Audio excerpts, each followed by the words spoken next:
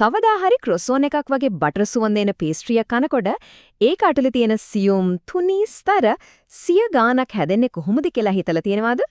අද අපි මේ විශ්ලේෂණයෙන් ඒ පේස්ට්‍රි ස්තර පිටුපස තියෙන කලාව වගේම විද්‍යාව ගැනත් කතා කරමු.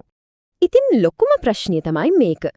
පිටි, වතුර, බටර් වගේ බොහොම සරල අමුද්‍රව්‍ය ටිකකින් ඇසට පේන සමහර වෙලාවට දාස් ගානක් වෙන මේ ස්තර හැදෙන්නේ කොහොමද? නෑ, මේක නම් මැජික් එකක් නෙවෙයි. මේක පිටුපස්ස තියෙන්නේ ඊටාම නිර්වද්‍ය තාක්ෂණයක්. ඇත්තටම අර ප්‍රශ්නෙට උත්තරේ එකම එක වචනයකින් දෙන්න පුළුවන්. ඒ තමයි ලැමිනේෂන්.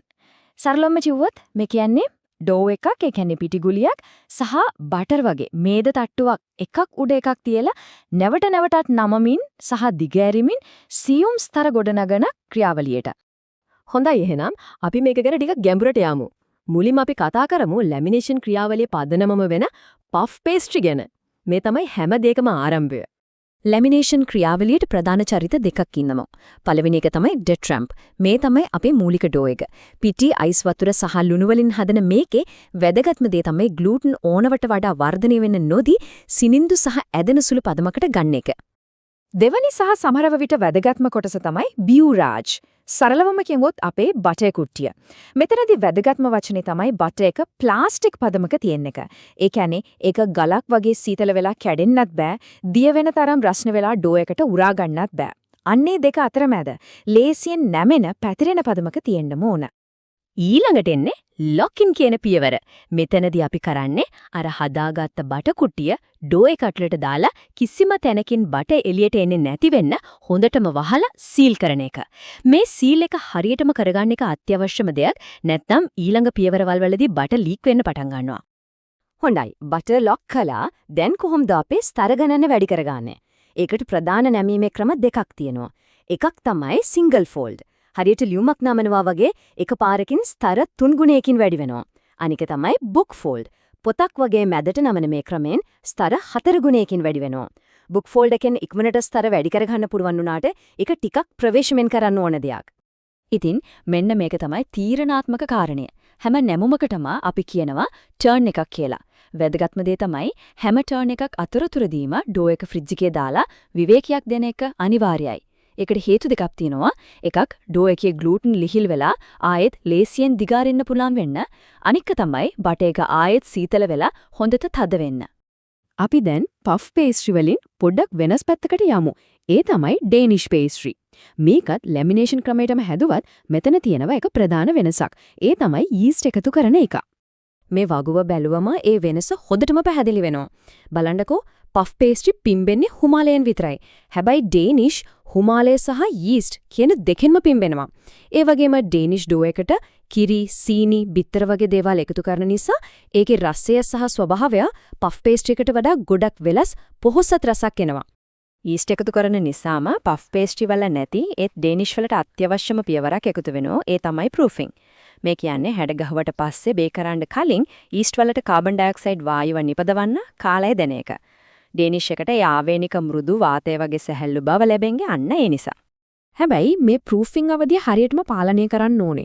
තියෙන තැන උණුසුම් වැඩි වුණොත් බටර් දිය වෙලා ස්තර ඔක්කොම නැති වෙලා යනවා. ප්‍රූෆ් උනේ මදි නම් පේස්ට්‍රි හයිය වෙනවා. ඒ වගේම ඕනවට වඩා ප්‍රූෆ් වුණොත් බේක් කරනකොට ඒක කඩා වැටෙන්න ලොකු ඉඩක් තියෙනවා. හොඳයි. අපි දැන් මේ ක්‍රියාවලිය පිටුපස තියෙන විද්‍යාව ගැන ටිකක් කතා කරමු. කොහොමද ඇත්තටම මේ ස්තර රස්නේ උදුනක ඇතුළේදී ඉහළට එසෙන්නේ? මොකද එතන වෙන්නේ? මේක ඇත්තටම මායාවක් වගේ දෙයක්. උඳුනේ රස්නයේට ඩෝ එකේ සහ බටර් එකේ තියෙන වතුර රත් වෙලා බලවත් හිමාලයක් බවට පත් වෙනවා. දැන් අර බටර් ස්තර වතුර කාඳු නොවන බාධකයක් වගේ ක්‍රියා කළා මේ හිමාලය එළියට යන්න නොදී හිර කර දන්නවා. අන්තිමේදී ඒ හිර වුණු හිමාලයේ පීඩනය නිසා ඩෝ ස්තර එකින් එක වෙන් වෙලා ඉහළට එසවෙනවා. ඒ කියන්නේ මේදල් ස්තර.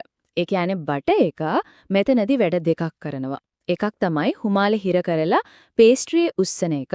අනික තමයි ඩෝ ස්තරයටට ඇලෙන්නේ නොදී වෙන් කරලා තියෙන එක. මේ දෙකම නැතුව අපිට ඒ ක්‍රිස්පි පොරුළු පොරුළු ගාවුන්ඩ ස්වභාවය ලැබෙන්නේ නැහැ.